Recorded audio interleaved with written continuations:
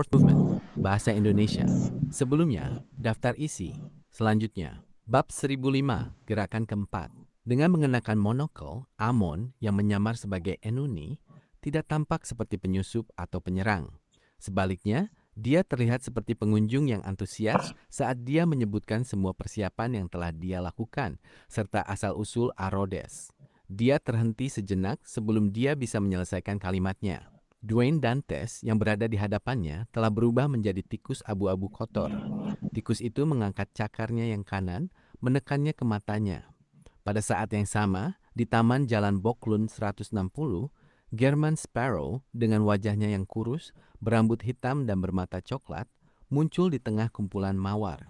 Ketika Amon sedang mengatakan sesuatu yang sangat menggoda, dia diam-diam membelah sebuah worm of time dalam upaya untuk menyerang tubuh Klein agar dapat melakukan parasitasi. Namun, Klein telah berada dalam keadaan siaga tinggi sepanjang waktu. Dia mendeteksi upaya ini melalui perubahan pada spirit body threads-nya, sehingga dia dengan cepat menciptakan sebuah boneka pada momen kritis dan bertukar tempat. Dengan diam, Amon yang terlihat seperti pemuda campuran muncul di depan Klein.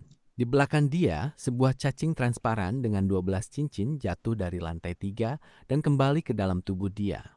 Dan pada saat itu, cacing tanah di tanah taman, serangga di hutan, dan tikus di bayang-bayang semuanya merangkak keluar, baik menyerbu menuju German Sparrow dan Amon atau melarikan diri dari wilayah ini.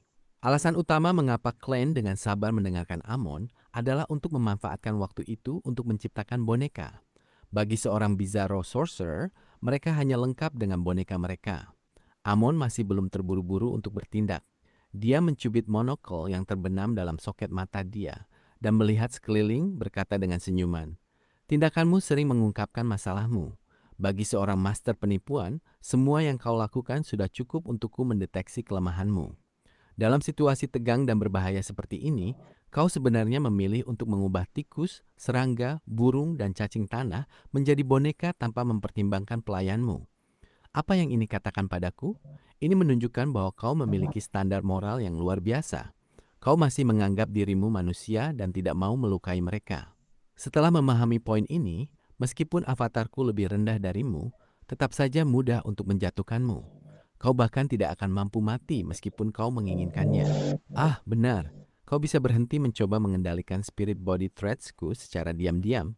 Ini karena kau mengendalikan spirit body threads yang aku curi. Mereka milik pelayanmu, pembantu rumah tanggamu, dan kusirmu. Jika ini berlanjut, aku khawatir kau akan merasakan rasa bersalah yang mendalam. Bahkan spirit body threads bisa dicuri? Tidak, ini lebih seperti mencangkok. Ekspresi Klein sedikit membeku saat dia menghentikan kendalinya atas spirit body threads Amon. Dia telah sabar membiarkan Amon berbicara panjang lebar, terutama karena dia diam-diam mencoba mengubah avatar Amon menjadi bonekanya. Bagi seorang Bizarro Sorcerer, pertarungan seperti ini, di mana dia memperlambat waktu dan memanfaatkan pengaruhnya secara diam-diam, seharusnya menjadi sesuatu yang paling dia kuasai dan nikmati. Sayangnya, dia telah menghadapi Blasphemer Amon, eksistensi puncak saat ini dari jalur Marauder. Meskipun dia hanya menghadapi sebuah avatar, dia tidak bisa berbuat apa-apa terhadap dia. Klein sebenarnya mencurigai bahwa kata-kata Amon adalah sebuah tipu daya, tetapi dia tidak mampu melihatnya. Dia tidak berani mengambil resiko. Dalam situasi seperti ini, dia memerlukan bantuan dari seorang spektator. Untuk kau bisa mengatakan begitu banyak, aku meragukan ini semata-mata untuk memikirkan cara untuk parasitasi aku, kan? Kau harus tahu bahwa sebelum melukaku parah, sangat sulit untuk parasitasi seorang Bizarro Sorcerer yang bisa melihat spirit body threads, kata Klein dengan tenang sambil mengenakan wajah German Sparrow. Amon langsung tertawa. Kau akhirnya menyadarinya. Kau berusaha mencuri takdirku? Klein bertukar tempat dengan boneka sekali lagi, terus membuat tubuh aslinya muncul di berbagai sudut taman. Tidak, Amon menggelengkan dia kepala. Dengan tangan dia di saku sambil berkata santai dengan senyuman. Jika cermin sihir seperti Arodes mau mendengarkan instruksimu dan dengan sengaja merayu padamu, itu berarti kau tidak sesederhana yang aku bayangkan. Aku bukan Beyonder dari jalur Tyrant, jadi aku tidak akan terlalu sembrono untuk langsung mencuri takdirmu. Aku tiba-tiba merasa bahwa menggantikanmu secara langsung akan mengakibatkan sesuatu yang tidak ingin aku lihat. Bagaimana kau tahu Arodes sedang merayu? Takdir Flora Jacob seharusnya tidak memiliki hal seperti itu. Klein muncul di atas sebuah pohon. Bonekanya yang berbeda terus mengganti lokasi. Amon mengeluarkan satu tangannya dan mencubit dagunya, berkata, "Bukankah aku sudah bilang kenapa? Aku menghabiskan waktu untuk mengumpulkan informasi dan mencari sumbernya. Oh, aku pergi ke gereja uap dan berbincang dengan Arodes. Itu tidak terlalu terbuka dan lebih memilih disiksa olehku daripada mengungkapkan asal-usulmu yang sebenarnya. Sayangnya, itu di dalam gereja uap. Jika tidak, aku akan langsung melakukan parasitasi dan mempelajari segalanya. Bahkan artefak tertutup yang hidup bisa diparasitasi. Jika Arodes mematuhi aturan dengan ketat, berdasarkan jawabannya di masa lalu, dia tidak terlalu yakin tentang situasiku yang sebenarnya dan hanya memiliki beberapa dugaan." Mata Klein membelalak. Tepat saat dia akan mengatakan sesuatu, dia mendengar Amon tertawa dan berkata, "Kau sepertinya tidak terburu-buru. Apa yang kau tunggu? Kau tidak tahu bahwa nama sequence 2 jalurku adalah Trojan Horse of Destiny? Meskipun aku hanya sebuah avatar biasa, aku memiliki beberapa kekuatan yang bisa kuterapkan, seperti mengutak-atik takdirmu, membuat kesalahan tertentu muncul untuk jangka waktu tertentu. Misalnya, tidak ada yang akan menyadari apapun, tidak peduli seberapa keras kau berteriak minta tolong. Itu juga berarti bahwa bahkan jika kau mengaktifkan Evernight Emblem di tanganmu, kau hanya akan mendapatkan efek penyembunyian, dan kau tidak akan dapat menyampaikan niatmu untuk meminta bantuan, terlepas dari kesepakatan sebelumnya. Juga, meskipun kau berteriak minta tolong atau menciptakan ledakan, pejalan kaki dan pelayan di ruangan tidak akan bisa mendengar apapun. Inilah alasan mengapa aku banyak bicara. Bagi seorang avatar biasa, beberapa hal memerlukan waktu. Baiklah, sekarang giliranmu untuk menjawab pertanyaanku. Klein tidak menjawab saat dia terus bertukar posisi dengan bonekanya. Namun, Amon terus muncul di depannya saat mereka melanjutkan percakapan mereka. Pada saat ini, dia membuat salah satu bonekanya bertanya, "Karena kau sudah menyelesaikan pengendalian takdir, mengapa kau tidak mengambil tindakan? Kau juga tampaknya sedang menunggu." Sebelum German Sparrow yang kurus ini yang seperti figur kertas bisa menyelesaikan kalimatnya, angin kencang bertiup dari jauh. Leonard dengan mantel hitam dan tongkat hitam berlapis perak di tangannya terbang ke jalan Boklund. Klein yang telah muncul di sisi Amon segera berkata, "Inilah yang kutunggu-tunggu."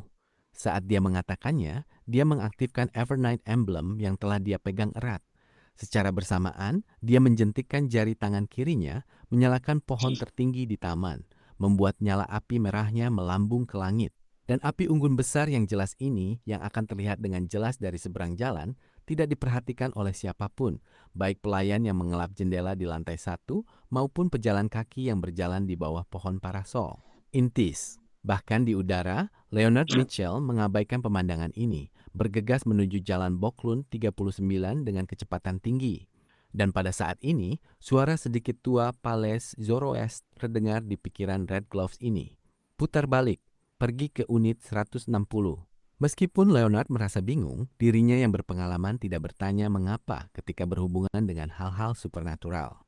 Dia segera mengayunkan arah yang ditunjukkan oleh Word of the Sea dan mengubah arah. Di Taman Jalan Boklund 160, Amon mengangkat dia kepalanya saat dia menekan monokol kristal di tangan kanannya, tertawa. "Ini juga yang kutunggu-tunggu." Dia mengabaikan German Sparrow saat senyumnya semakin jelas. Dia melanjutkan berbicara dengan sukacita yang tak tertahankan. Untuk dapat menemukan kelainan takdir di wilayah ini, itu dia, Pales. Saat dia berbicara, blasphemer ini mengubah tindakannya dan mengatur ulang monokolnya. Pada saat ini, suasana aneh menyelimuti seluruh jalan. Seolah-olah seluruh tempat telah terpisah dari kenyataan, berubah menjadi sebuah rahasia. Di ruang aktivitas Jalan Boklund 39, Hazel melihat keluar jendela dan bergumam bingung. Apakah akan hujan? Ini bukanlah hal yang penting.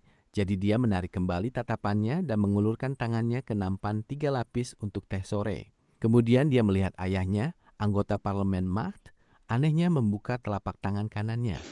Kilauan cahaya terkumpul dari udara kosong, membentuk sebuah monokol kristal di telapak tangannya. Macht lalu mengenakan monokol ini di mata kanannya. Ini, Hazel sudah merasakan ada yang tidak beres saat dia panik melihat orang-orang lain di ruangan. Ibunya, Nyonya Riana, melepas aksesori di hidungnya dan mengenakan monokol yang dia ambil dari suatu tempat. Para pelayan yang berdiri di sampingnya semua mengeluarkan monokol serupa dan memakainya di mata kanan mereka. Duk! Hazel berdiri secara instinktif saat dia mundur berulang kali, menjatuhkan kursi di prosesnya. Suara ini mengejutkan semua orang di ruangan. Mark, Rihanna, dan para pelayan menoleh untuk melihat Hazel. Senyuman perlahan menyebar di sudut-sudut bibir mereka. Ah! Hazel terpuruk saat dia mengeluarkan teriakan melengking. Teriakan ini melewati rumah dan melalui taman, menarik perhatian pejalan kaki di jalan. Pada saat ini, Amon telah menurunkan dia, tangan kanan dari monokelnya. Melihat sosok di udara, dia berkata dengan senyuman, "Pales, sekarang sudah tahun 1350, epok kelima. Teknik yang bergantung pada pengumpulan avatar untuk meningkatkan level seseorang sudah ketinggalan zaman." Di belakang dia, Clan tidak membuang waktu saat dia meraih saku seolah-olah dia sedang menggambar senjata saat dia membuat Creeping Hunger menjadi transparan. Sebuah buku transparan mengkondensasi di depannya. Namun Amon hanya mengangkat tangannya dan sarung tangan itu lenyap. Namun bersamaan dengan menghilangnya sarung tangan kulit manusia, German Sparrow juga ikut menghilang.